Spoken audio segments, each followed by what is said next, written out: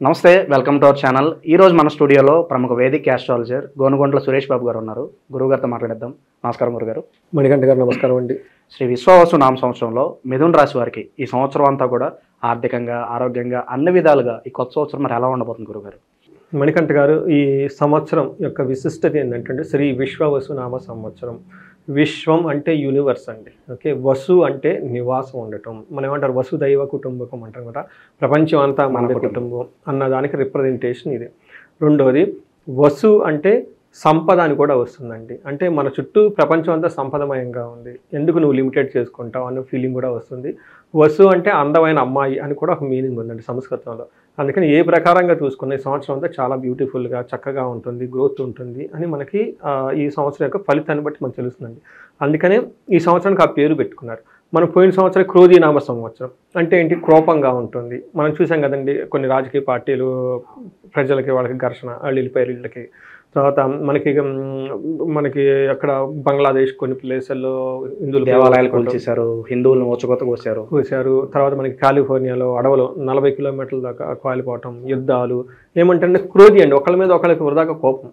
So ఒక స్టేజ్కి వచ్చిన తర్వాత ఆ కోపం తగ్గిపోతుందండి. మన ఊళ్ళల్లో కూడాను ఎవరన్నా అరుచుకున్నా కానీ, గొడవలు పడుతున్నా కానీ ఎంతసేపు గూడు కొడుతూ ఉంటారు. ఒక రోజు 2 రోజులు ఆపండి, సర్దుకొని పోండి అని చెప్పేసి ఒక సయోధ్యత కుదిర్చేసి షేక్ హ్యాండ్ ఇప్పించేసి పంపిస్తూ ఉంటారు అనమాట. ఇంకా చాలా ఉన్నాయి, ఎందుకు దీని దగ్గర ఆగిపోతారు, ఈ చిన్న విషయాలు వదిలేసి పట్టుకోకుండా అని చెప్తూ ఉంటారు. అలానే విశ్వవసునామ సంవత్సరం కూడా అలా ఒక అందరికీ రిసోర్స్ఫుల్గా, ఆనందమయంగా, ఉత్సాహంగా ఉండే సంవత్సరం. అందుకని దీనికి ఆ సంవత్సరం పేరు పెట్టారు.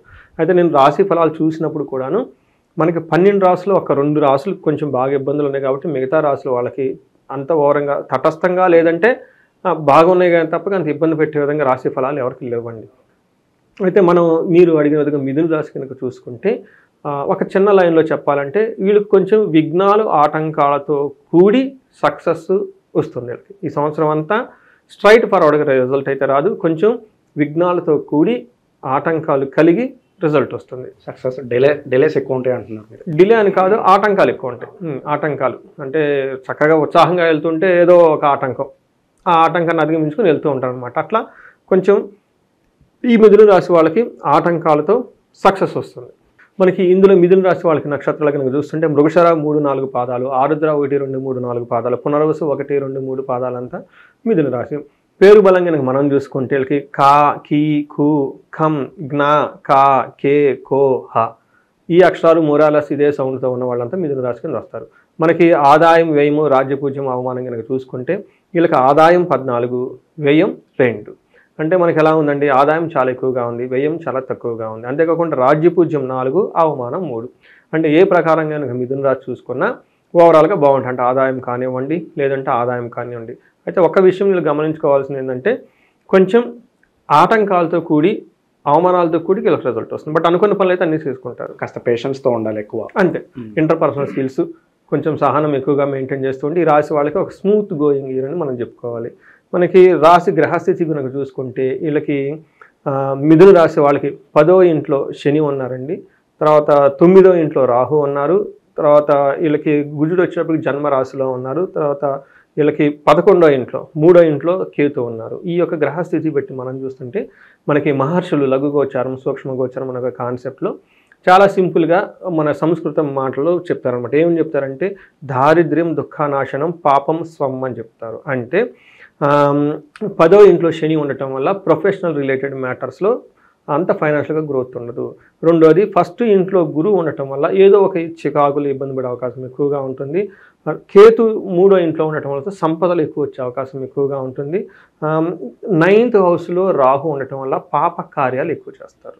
ఇంకొక విషయం కూడా చెప్పాలి, వీళ్ళకి ఆటంకాలతో కలిసి రిజల్ట్ రావడంతో పాటు ఈ సంవత్సరం వీళ్ళకి సక్సెస్ ఫెయిల్యూర్ అంతా వీళ్ళ చేతుల్లోనే ఉంటుందండి. అంటే ఏమవుతుందంటే మీ మైండ్ మంచిగా ఉంటే మంచి రిజల్ట్, చెడుగా ఉంటే చెడు రిజల్ట్. మీకు ఒక ఫ్రీ బౌండరీ ఎన్విరాన్మెంట్ మీకు వీళ్ళకి ఇచ్చేసారనమాట. కొన్నిసార్లు మన పేరెంట్స్ మనల్ని అలా వదిలేసి ఊళ్ళు వెళ్ళిపోతారు. ఏ దారిలో వెళ్తాం అనేది మన నిర్ణయం. ఇంకా అందుకని చెప్పేసి వీళ్ళకి పాప పనులు చేసే ఆలోచన, ఆ థాట్స్ ఎక్కువ ఉంటాయండి. అంటే మీరు అనవసరంగా వృధాగా ఖర్చులు పెట్టుకోవటము, చెడు సమాసాలు పట్టడము, టూ మచ్ ఆల్కహాల్ కానివ్వండి, గ్యాంబ్లింగ్, ఇలాంటి టైం వేస్ట్ చేసే అవకాశం ఎక్కువగా ఉంది మిథున రాశి వాళ్ళకి. ఇది మీరు కొంచెం కంట్రోల్లో పెట్టుకుంటే చాలా బాగుంటుందండి. మనకి శని మనకి గ్రహం వైజ్ కనుక చూసుకుంటే ఏ గ్రహం ఎలా ఉందంటే శని వీళ్ళకి 10th హౌస్లో ఉండి 12వ దాంట్లో చూస్తూ 7వ ఇంట్లో కూడా దృష్టి ఉండటంతో ఏమవుతుంది అంటే వీళ్ళకి వ్యకులం, ఓకే, పాప శోక సంతాపం, పాపముద్యోగ విఘ్నకం, కృష్యాది సర్వ విఘ్నం చ అంటే దశమే భవేత్ శనో అంటారు. 10వ ఇంట్లో కనుక శని ఉంటే ఏమని చెప్తుంటే కృష్యాది సర్వ విఘ్నం చ, మనం ఏదైనా కనుక కష్టపడి ఒక పని చేస్తుంటే అందులో ఆటంకాలు వస్తాయి. ఇది కొంచెం గమనించుకోండి. అంటే శని చాలా ఇబ్బందులు పెడతారండి, శని అయితే బట్ వీళ్ళకి ఏమంటే కొంచెం ఆటంకాలు క్రియేట్ చేసి వదిలేస్తూ ఉంటారు, లేట్ అయ్యి ఆటంకాలు వచ్చే అవకాశం ఎక్కువగా ఉంటుంది. ఇంకొకటి ముఖ్యమైన విషయం ఈ రాశి వాళ్ళు బాగా గమనించుకోవాల్సింది ఏంటంటే పాపముద్యోగ విఘ్నకం, అంటే చెడు పనులు చేయాలని ఆలోచన ఎక్కువ వస్తుంది. అంటే గ్యాంబ్లింగ్ ఆడాలి, ఏదో మనం చేసేసుకున్నాము, ఎవరు చూస్తారులే, చూస్తారా అని ఒకటి గ్రాంటెడ్గా తీసుకుని వెళ్ళిపోయే యాటిట్యూడ్ ఎక్కువ ఉంటుంది. కాబట్టి వీళ్ళు కొంచెం జాగ్రత్తగా ఉండాలి. ఎక్కువ మంది నాకు తెలిసిన వాళ్ళు బెట్టింగ్లు పెడతారు, అప్పటిదాకా బాగుంటారు, బెట్టింగ్ పెట్టేసి అప్పుల అయిపోతూ ఉంటారు, ఇంకా చివరికి సూసైడ్లు చేసుకుంటూ ఉంటారు. అదే చూడండి, అది ఆ పనుల్లో ఆపేసుకొని ఈ బెట్టింగ్లు పెట్టుకొని కూర్చొని IPL బెట్టింగ్లు అవన్నీ పెట్టుకొని ఓవర్ నైట్ దివాలా చేసారు. అది ఎవరి చేతిలో ఉందండి? వీళ్ళ చేతిలోనే ఉంది కదండి. సో ధర్మరాజు కూడా మన మహాభారతం చెప్తారంటే ఆయనకి ఎందుకు నాకు ఈ పరిస్థితి జరిగింది అని చూసుకుంటే శని యొక్క బాధలు ఆయనకు ఉండటం అన్నమాట. ఏమవుతుందండి? గ్యాంబ్లింగ్. చూడండి, ఆ గ్యాంబ్లింగ్ వెళ్ళిపోయేసి ఇలా జరుగుతుంది అనమాట. ఎందుకంటే ఈ టైప్ వీళ్ళకి వచ్చే అవకాశం ఎక్కువగా ఉంది. వ్యకులం శోక సంతాపం, అప్పుడు బాధపడుతూ ఉంటారు, అయ్యో ఇదేంటి నేను ఇలా చేసింది శోకం పడుతూ ఉంటారు, సంతాపడుతూ ఉంటారు, నాతో పాటు వేరే వాళ్ళకి హాని జరిగింది అని చెప్పేసి. అందుకని చెప్పేసి వీళ్ళకి ఈ సంవత్సరం వీళ్ళు బాగుండాలి లేదన్నది వీళ్ళ యొక్క బుద్ధి మీద ఆధారపడి ఉంటుంది. అంతేకాకుండా ఓవర్ ఎక్స్పెండిచర్, 10 రూపాయలతో పోయేదాన్ని 20 రూపాయలు 30 రూపాయలు పెట్టి కొనేస్తూ ఉంటారు. అప్పటిదాకా బడ్జెట్ వాటిలో ఉన్న వాళ్ళు 5 స్టార్ హోటల్కి వెళ్ళిపోతూ ఉంటారు. అప్పటిదాకా సింపుల్గా ఇంటికి వెళ్ళే మంచి వ్యక్తి కాస్త రెస్టారెంట్లకు రిసార్ట్లకు వెళ్ళిపోయేసి పనులన్నీ చేసేస్తూ ఉంటారు. అయితే వీళ్ళకి గొడవలు అయ్యే అవకాశం కూడా ఎక్కువగా ఉంది, ప్లేస్లు మారే అవకాశం ఎక్కువగా ఉంటుంది. ఇది వీళ్ళకి శని వల్ల ఈ టైప్ ఆఫ్ ఆలోచన ఎక్కువగా ఉంటుంది. బట్ ఓవరాల్గా చూసుకుంటే అది వీళ్ళ చేతిలో ఉంది.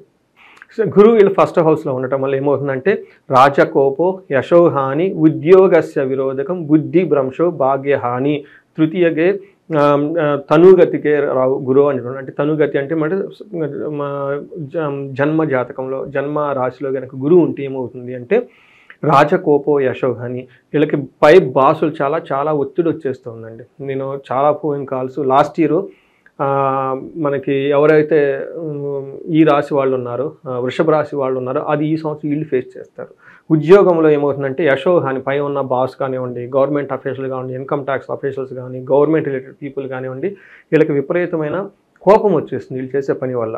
అంతేకాకుండా వీళ్ళకి గౌరవానికి హాని కలుగుతుంది. అంతే కదండి, మన పెర్ఫార్మెన్స్ సరిగా లేకపోతే తీసి పక్కన వేసేస్తారు. అయ్యో నేను టాపర్ని, నా పెర్ఫార్మెన్స్ లేదని పోయిందంటే ఏమవుతుందంటే యశోహాని, కీర్తి ప్రజలకు దెబ్బ ఉంది. అంతేకాకుండా ఉద్యోగస్య విరోధకం, వాళ్ళకి చేస్తున్న జాబ్లో ఆటంకాలు ఎక్కువ వచ్చేస్తాయి. అంటే గ్రోత్ రాకపోవటం, ప్రమోషన్స్ రాకపోవటం, అనుకున్న విధంగా ఉండకపోవటము, సమ్ స్ట్రెస్ అయితే ప్రొఫెషనల్ మ్యాటర్స్లో ఉంటుంది. రెండోది గురువు సరిగ్గా లేకపోవటం వల్ల, జన్మ జాతకంలో గురువు రాశిలో గురువు మంచివాళ్ళు కాదండి. గురువు మనకి ధనాన్ని ఇస్తారు, జ్ఞానాన్ని ఇస్తారు, సంతానాన్ని ఇస్తారు. ఈ మూడింటికి సంబంధించిన విషయాలు ఏదో ఒక దాంతో వీళ్ళు ఫేస్ చేస్తూ ఉంటారు కంటిన్యూస్గా. అంతేకాకుండా బుద్ధి భ్రంశో, అంటే వీళ్ళు సరైన డెసిషన్ తీసుకోలేరు, అంటే చాలా ఈజీగా ఉండటం. అంటే ఎవరైనా చెప్పినా కూడా మళ్ళీ దానికి స్టిక్ అయిపోతూ ఉంటారు. సెల్ఫ్ డెసిషన్స్ ఏం తీసుకోలేరు, రైట్ డెసిషన్ తీసుకోలేరు. ఏది ఎప్పుడు చేస్తే అప్రాపరేట్గా అనేది ఈ యొక్క జ్ఞానం అనేది కోల్పోతుంది. అంటే గురువుకి అంటే మన నిర్ణయం తీసుకునేటప్పుడు ఫ్యాక్ట్ బేస్డ్ డెసిషన్ మేకింగ్ అంటారు కదండి. వెనక మనం ఫ్యాక్ట్స్ ఫిగర్స్ అవన్నీ చెక్ చేసుకొని మనం డెసిషన్ తీసుకోవాలి. అందరం సీనియర్ మేనేజర్ లెవెల్ హైఫై పొజిషన్లో ఉన్న వాళ్ళంతా డెసిషన్ చాలా యాక్యురేట్గా తీసుకోవాలి. ఈ టైంలో వీళ్ళు డెసిషన్ సరిగా తీసుకోలేరు. ఎందుకంటే ఆ జ్ఞానం, ఆ ఫాల్స్ ఇన్ఫర్మేషన్ వచ్చేస్తుంది వీళ్ళకి, దాన్ని బేస్ చేసేసుకుని, లేదంటే వాళ్ళ ఓన్ ఇంట్యూషన్ బిల్డ్ చేస్తుంది. సో అందుకని వీళ్ళు రాంగ్ డెసిషన్ తీసుకునే అవకాశం ఎక్కువగా ఉంటుంది. ఈ విషయాలు వీళ్ళు కేర్ఫుల్గా ఉండాలి. అయితే వీళ్ళకి 5th హౌస్లో దృష్టి ఉండటంతో పిల్లలతో చాలా బాగుంటారు. 9th హౌస్ దృష్టి కూడా ఉండటంతో తీర్థయాత్రలు ఎక్కువగా చేస్తారు, పిలిగ్రిమేజెస్ ఎక్కువ చేస్తూ ఉంటారు అన్నమాట. అంటే గురువు యొక్క జ్ఞానంతో వీళ్ళు చాలా చక్కగా టెంపుల్స్, పిలిగ్రిమేజెస్ చూడటం అవన్నీ చేసే అవకాశం ఎక్కువగా ఉంది. అయితే వీళ్ళకి 9th హౌస్లో రాహు ఉండటం వల్ల ఇది కూడా ప్రయాణం, క్లాషో, ధనధాన్య, సకృతి ఏమని చెప్తారంటే వీళ్ళకి సపోర్టింగ్ ఇచ్చే సిస్టమ్. ఎవరైతే కనుక మన కంప్యూటర్స్ కానివ్వండి, మొబైల్స్ కానివ్వండి, ఇంటర్నెట్, ఫారిన్ కనెక్షన్స్, వీళ్ళకి ఎప్పటి నుంచి కనుక సపోర్ట్ వస్తుంటే ఈ టైంలో వీళ్ళకి సపోర్ట్ రాదు. రెండోది ధనధాన్యం ఏమైనా కనుక ఉంటే అవి ఎక్కువగా రాకుండా మన చేతికి రాకుండా ఇబ్బంది పడే అవకాశం ఎక్కువగా ఉంటుంది. ప్రయాణాలు కనుక చేస్తే అందులో ఇబ్బందులు ఉంటాయి అన్నమాట. ఈ విధంగా వీటిని కొంచెం గమనించి ప్రయాణాలు అనేవి లాభదాయకంగా ఉండబోవు అంటారు. లాభదాయం కాదు, ఇబ్బందులు ఉంటాయి అనమాట. అంటే ఏమవుతారంటే ప్రయాణ క్లేశం ఆప్నోతి. క్లేశం అంటే బాధ, ప్రయాణాల్లో బాధలు ఉంటాయి. ఎందుకు వచ్చానరా బాబు అని కైండ్ ఆఫ్ ఫీలింగ్, రాకుండా ఉన్నా బాగుండేది కదా. అవును, అంటే స్ట్రగుల్గా ఉంటుంది. అప్పటిదాకా వాళ్ళు ఏసీలో వెళ్ళే వాళ్ళు సడన్గా జనరల్ స్లీపర్లోనో లేదంటే ట్రైన్ లేట్ అవ్వటమో అలా స్ట్రగుల్స్ ఉండే అవకాశం ఎక్కువ ఉంటుంది. ఇక వివాహాల పరిస్థితి గురుగారు, అలాగే సొంత ఇంటికి అలా నెరవేరే అవకాశాలు ఎంతవరకు కనిపిస్తున్నాయి కొత్త సంవత్సరం? ఈ సంవత్సరం వీళ్ళకి అన్ని సర్వజన పూజ్యం, అంతా బాగుంది. తర్వాత ఫారిన్ వెళ్ళాలనుకున్న వాళ్ళకి చాలా బాగుంటుంది. మీరు అన్న చూడండి, ఏమన్నారు, ఓన్ హౌస్ కట్టుకునే వాళ్ళకి ఫైనాన్స్ సరైన టయానికి అందదండి. ఓకే, గురువు యొక్క అనుకూలత లేకపోవడంతో కొంచెం వీళ్ళు ఆగితే బెటర్. ఈ మధ్యన ఆకస్మిక ధన ప్రాప్తి అంటున్నారు కదా, అదేమన్నా యోగిస్తుందా ఈ రాశి వాళ్ళకి? ఈ సంవత్సరం వీళ్ళకి అకస్మాత్తుగా అది చెడు జరగదు, మంచి జరగదు. ఒక స్మూత్గా అంటే ఏమంటారు, ఒక తటస్థంగా సామాన్యంగా ఉంటుంది. పెద్ద పెద్ద వీళ్ళ లైఫ్లో జరగవు. బట్ కొన్ని విషయాలు వీళ్ళకి బాగా పాజిటివ్గా ఉండేది ఏంటంటేనండి, రాజ సమాన సౌఖ్యం, కంఫర్టబుల్గా ఉంటారు, అందరి చేత గౌరవించబడుతూ ఉంటారు. ఫారిన్ వెళ్ళాలనుకున్న అనుకూలంగా ఉంటుంది. తర్వాత హెల్త్ విషయంలో కొంచెం జాగ్రత్తగా ఉండాలి. బట్ మోస్ట్ ఇంపార్టెంట్ ఏమంటే ఆటంకాలు వచ్చే అవకాశం ఎక్కువగా ఉంది. వీటన్నిటికంటే ముందు ఇంకొక ముఖ్యం మనం చెప్పుకున్నాం, వీళ్ళ యొక్క బుద్ధి చాలా జాగ్రత్తగా ఉండాలి. ఎవరు పడితే వాళ్ళు చెడు సమాసాలు చేయటం, ఈ గ్యాంబ్లింగ్, వీటికి వాటికి స్టిక్ అయి ఉండటము, ఇవన్నీ లేకుండా ఉండాలి. ఏమవుతుందంటేనండి, మనిషి తప్పులు చేసేది గ్రహాలు బాగున్నప్పుడే చేస్తారు. ఇప్పుడు గ్రహస్థితి బాగలేదు, డబ్బులు లేవు, ఇప్పుడు డబ్బులు లేనప్పుడు బయటకు వెళ్ళి ఏమని చేస్తాడండి, అవునా కదా? ఇంట్లో ఉంటాడు, అతను పని చూసుకుంటారు. ఎప్పుడు ప్రాబ్లం వస్తుందంటే ఇంతకు అన్ని గ్రహాలు సపోర్ట్ చేసినప్పుడే ఓవర్ కాన్ఫిడెన్స్ బిల్డ్ అయ్యి నేను ఏదైనా చేయగలను అంతా గ్రాంటెడ్గా తీసుకొని తన ఎనర్జీని నెగిటివ్గా పెట్టుకుంటే ప్రాబ్లం అయిపోతుందండి. అందుకని వీళ్ళకి బాగుంది, కానీ వీళ్ళు లైఫ్ స్టైల్ కొంచెం మెడిటేషన్ చేసుకోవటం, యోగా చేయటం, స్క్రిప్చర్స్ అన్ని ఎక్కువగా చదవటం, గురువుకి సంబంధించి ఈ రెమెడీస్ చేస్తే బాగుంటుందండి. అయితే మనకు ఆటంకాలు ఎక్కువగా కనిపిస్తున్నాయి, అలాగే మనసు అనేది స్థిరత్వంగా ఉండట్లేదు, మల్టిపుల్గా వీళ్ళు ఆలోచిస్తున్నారు. మరి ఇవన్నీ పోయి మంచి ఫలితాలు పొందడానికి సంవత్సరం అంతా చేసుకోవడం వీలుగా మంచి రెమెడీస్ ఉంటే తెలియజేయండి గురుగారు. వీళ్ళకి రెమెడీస్ ఫస్ట్ వీళ్ళకి లైఫ్ స్టైల్ రెమెడీస్ చాలా ఇంపార్టెంట్ అండి. ఎందుకంటే నేను చేసే పనులను నేను చేసేస్తుంటాను, గుడికి వెళ్ళి వస్తానంటే అట్లా కాదు కదా. సో మనకి ఏమంటారంటే లైఫ్ స్టైల్ చాలా ఇంపార్టెంట్. అందుకని మనకి ఏం చెప్తారంటే, మనకి పరిహారాల్లో చాలా వెరైటీ పరిహారాలు ఉంటాయండి. సో మనకి పరిహారాలు అనగానే గుళ్ళకి వెళ్ళిపోండి, స్తోత్రాలు చదవండి. నేను ఇది చెప్పాను అనుకోండి, 45 days తర్వాత మళ్ళీ ఫోన్ చేసేవాడు, 45 రోజుల నుంచి చదువుతున్న రిజల్ట్ ఏదైనా అడుగుతుంటారు. మొన్న ఇలానే ఒక క్లయింట్ అడిగారు, నేను ఫోన్ చేసి, ఏమండి మీరు చెప్పారు కదండి సుబ్రహ్మణ్య స్వామి చదివానండి, 6 వారాలు వచ్చేటప్పుడు గుడికి వెళ్ళి వచ్చానండి, ఏంటండి విషయం అని అడిగాను. చెప్తే నాకు వాళ్ళ లిస్టు ఎంత ఉంది, లిస్టు మరి వారం 10 రోజులు 2 నెల రోజులు ఇది వస్తుందమ్మా. మీకు అర్జునుడు తెలుసు కదా, మహాభారతం పాశుపతాస్త్రాన్ని 14 సంవత్సరాల తర్వాత వచ్చారండి, మీకు ఇనేమంటారు, మనకి ఇందరికి ఆదరణ అవునండి. మరి అలా మీకు పాశుపత అస్త్రం రావాలంటే, అంత పెద్ద కౌరవసేనని ఎదుర్కోవాలంటే వీళ్ళు అజ్ఞాతవాసంలో వనవాసంలో ఉన్నారు, నడవల్లో ఉన్నారు. మరి సడన్గా పోయి అంత పెద్ద సైన్యాన్ని ఎదుర్కొంటే ఎంత శక్తియుక్తులు కావాలి, ఎంత బలం కావాలి. అందుకని అన్ని సంవత్సరాలు తపస్సు చేయాలమ్మా. నువ్వు 2 వారాలు 3 వారాలు చేసి పెద్ద లిస్ట్ వచ్చి ఎక్కడ అవుతుందంటే అది షార్ట్ టర్మ్లో రిజల్ట్స్ కావాలనుకుంటారు ఎక్కువ మంది. అందుకని మెయిన్ మన లైఫ్ స్టైల్ చాలా ఇంపార్టెంట్ అండి. మన లైఫ్లో నేచర్లో ఉన్న శక్తులు మనకు రావాలి, మనలో ఇంట్యూషన్ బిల్డ్ అవ్వాలి. ఉదయాన్నే లెగవాలి, సంధ్యావందనం చేయాలి, అగ్నిహోత్రం చేసుకోవాలి, యోగా చేసుకోవాలి, మెడిటేషన్ చేసుకోవాలి, పెద్దవాళ్ళు గౌరవించుకోవాలి, మనకి శాస్త్రాలు చదువుకోవాలి, ఇంట్యూషన్ ప్యూర్గా పెట్టుకోవాలి, అందరితో కలిసి ఉండాలి, మంచి పనులు చేయాలి, సేవ చేయాలి. ఇవన్నీ మనకి లైఫ్లో ఒక పార్ట్గా ఉంటే అప్పుడు మనకి జ్యోతిశాస్త్రం పనిచేస్తుంది, స్తోత్రాలు పనిచేస్తాయి, అన్నీ పనిచేస్తాయి. ఇవి పని చేయలేదు, ఇవి చేయకుండా ఉంటే ఎలా? సో అవి కూడా రెమెడీ ఇంపార్టెంట్ అండి. అందుకని వీళ్ళకి బెస్ట్ రెమెడీ మెడిటేషన్, యోగా. ఎందుకంటే గురువులకు అనుకూలత లేరు. చక్కగా వీళ్ళకి కొన్ని చాలా మంచి ఆర్గనైజేషన్స్ ఉన్నాయండి.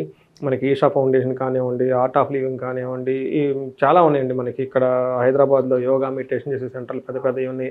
వెళ్ళటము, ఆధ్యాత్మిక టైం స్పెండ్ చేయటం. అది కనహా మెడిటేషన్ హాల్ ఉంది, అక్కడికి వెళ్ళిపోయి ఫ్యామిలీతో అంతా ఒక 2 days 3 days టైం స్పెండ్ చేయటం. తర్వాత వీళ్ళు అయితే ఇంట్లో హోమాలు చేయించుకోవటం, తర్వాత మంత్ర వేద ఘోష చేయించుకోవటం, ఇవన్నీ చేస్తూ ఉంటే అష్టాదశ పురాణాలు ఇలా ఆధ్యాత్మిక బుక్స్ అన్ని చదువుతూ ఉంటే గురువుకి సంబంధించి వాళ్ళ దగ్గరికి వెళ్ళటం, వాళ్ళకి సాష్టాంగ ప్రణామం నమస్కారాలు చేసుకోవటం, వాళ్ళ ఆశీర్వాదం చేసుకోవటం. అలాంటి శనికి సంబంధించి ప్రాబ్లం ఉంది కాబట్టి తిరుపతికి రావటం మధ్యలో ఇలా ఫ్యామిలీ అంతా కలిసి చేస్తూ ఉంటే బాగుంటుంది. వీళ్ళకి నేను ఇచ్చే సలహా శ్రీశైలం వెళ్ళగలిగి అక్కడ స్పర్శలింగ దర్శనము, అది అయిపోయిన వెంటనే చండీ హోమం కనుక చేయించుకోగలిగితే బెస్ట్ మెడిసిన్. ఆటంకాలన్నీ పోతాయి. మనకి కేతు కూడాను వీళ్ళకి 9th హౌస్లో వీళ్ళకి రాహు కూడా ఉన్నారండి. రాహు వచ్చేటప్పటికి అధిష్టాన దేవత దుర్గాదేవి. అందుకని చండీ పారాయణం చేయించుకున్నా, చండీ హోమం చేయించుకున్నా, అది ఇంట్లో చేయించుకుంటే చాలా ఖర్చు అవుతుంది. బట్ శ్రీశైలం ఏముంటుంది, మనకి ప్రత్యక్ష డైరెక్ట్ కైలాసం అక్కడ ఉంది కదండి. అందుకని డైరెక్ట్గా వెళ్ళిపోయేసి స్పర్శలింగ దర్శనం ఉదయాన్నే, లేదంటే అక్కడ మనకి రుద్రాభిషేకం కూడా చేస్తారు సామూహికంగా. ఆ రుద్రాభిషేకం అయిపోయిన వెంటనే చండీ హోమంలో కనుక చండీ హోమం చేయించుకుంటే ఈ రాశి వాళ్ళకి ఈ ఒక్క విషయాలు కేర్ఫుల్గా ఉంటే మిగతా అంతా అద్భుతంగా ఉందండి. సో మిథున రాశి వారికి ఓవరాల్గా సంవత్సరం అంతా ఎలా ఉండబోతుందో మీ మాటలో చాలా అద్భుతంగా వివరించారు గురుగారు. ధన్యవాదాలు. నమస్కారం అండి.